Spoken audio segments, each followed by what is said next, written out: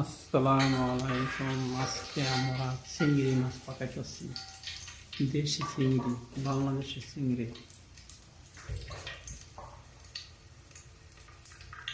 ওই তেল আর কত দাও? আর তেল লাগবে না, আর তেল লাগবে না। হুম, তেল লাগবে না। এখন পেঁয়াজ দিতে হবে। তেলটা গরমে সারলে পেঁয়াজটা দিতে হবে।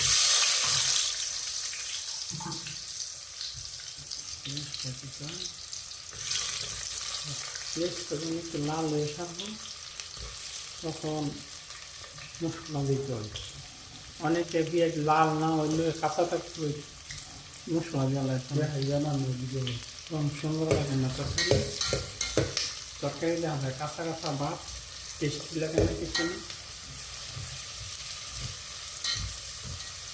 1 কেজি চিংড়ি আনছি, 45 টাকা দিয়ে।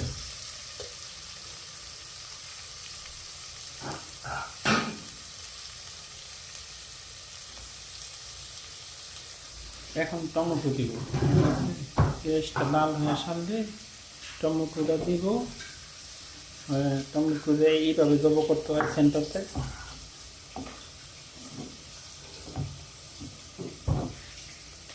জবাই করে 1 2 3 4 5 6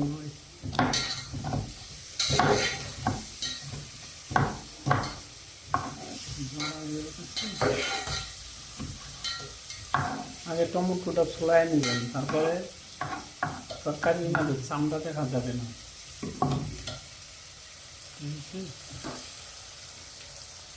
আরো কিছু করবো, ছোটো ছোটো করলে একবারে তরকারিটা সফট হবে, লাল হবে। মাশাআল্লাহ।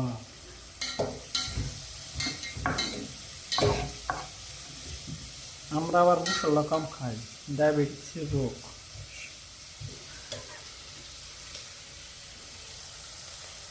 সবসময় হলুদ বেশি খাবেন, ঠিক আছে? আলু নাকি? আচ্ছা, ঠিক আছে।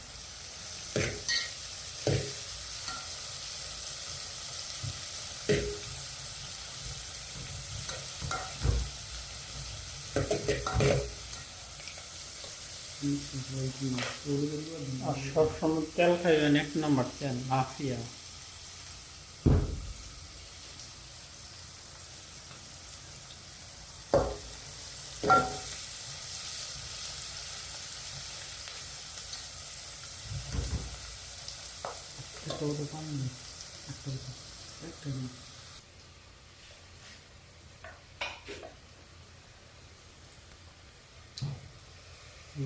পরিমাণ পড়ো।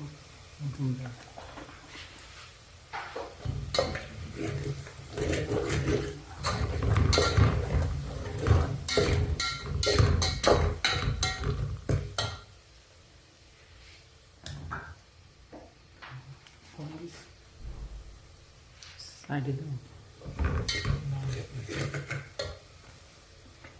জিরা বাকি গরম মশলা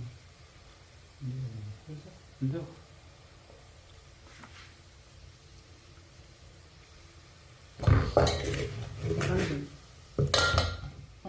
মশলা ফুটে দেবো।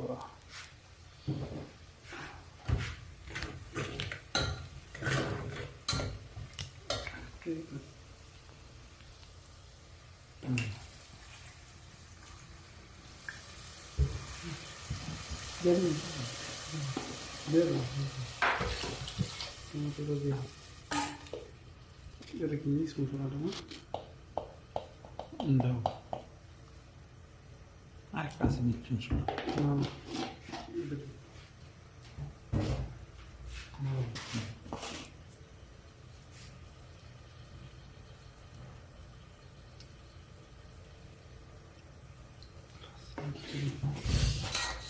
আর কি দিবা? টমেটো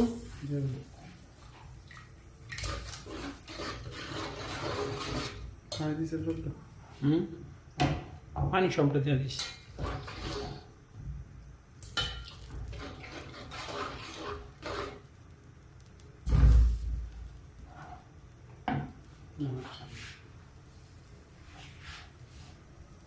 এখন মাছটি দিয়ে রাখতে হবে। দেখছেন ভাইরা, বেশি টাইম লাগে না চিংড়ি মাছ পাকাইতে, শুধু 10-15 মিনিট লাগে। আমাদের এখন চিংড়ি মাছ তৈরি হয়ে গেল, দেখুন টেস্টি ভাব।